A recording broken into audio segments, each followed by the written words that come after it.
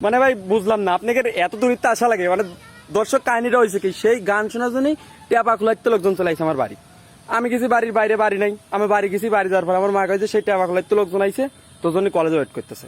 আর আইসে দিয়ে যারা 3-4 জন কলেজ এসে বসে রয়েছে আমার গান শোনার জন্য। আমার গান ওরা এত পছন্দ করে, ওই ফেসবুক টেসবুকে মাঝে মাঝে ছাড়ি, অন্ত দেখছে দেখে মনে করেন যে গান শুনবে বাড়ি চলে যায়। অনেকদিন ফেসবুক টেসবুকে গান মান ছাড়ি নেই, এরা পায় নাই চলে আইছে। মানে এত এত পছন্দ করেন। কি কি গান শুনবেন? হ্যাঁ, অরিজিৎ সিং এর গান শুনবি রে ভাই, ওই যেটা ফেসবুকে আপলোড দিয়েছিলাম কয়েকদিন আগে। আচ্ছা, शायद कभी न कह सकूं मैं तुमको,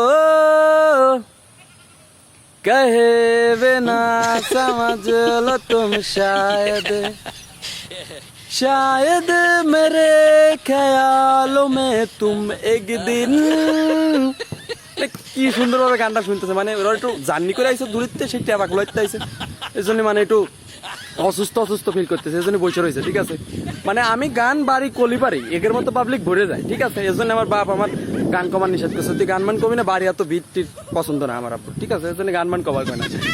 মিলো মুঝে কহি পে গুম শায়দ, जो तुम ना हो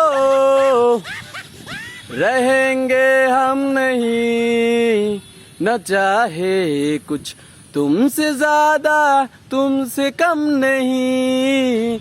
একমাত্র এই দর্শকগুলো আছে বলে আমি মাঝে মাঝে গান করি, নাহলে গান মান কর বাধ্য দিতে পারছিলাম। মানে এরাই মাঝে মাঝে গান মান শোনে, এর জন্য গানটা কই। ঠিক আছে, जो तुम ना हो रहेंगे हम नहीं, न चाहे कुछ तुमसे ज्यादा तुमसे কি ভাই ভাই আমি আমার অবস্থান বাইরের চাইছে, আর গান কভার করবো না, আপনি একটু থাকেন, আমি আপনাকে বিকেলে ফোন দিবেন, ফোন নাম্বারটা দিন, বিকেলে ফোন দিবেন। মানে আমি ধন্য ভাই, অরিজিনালি ধন্য।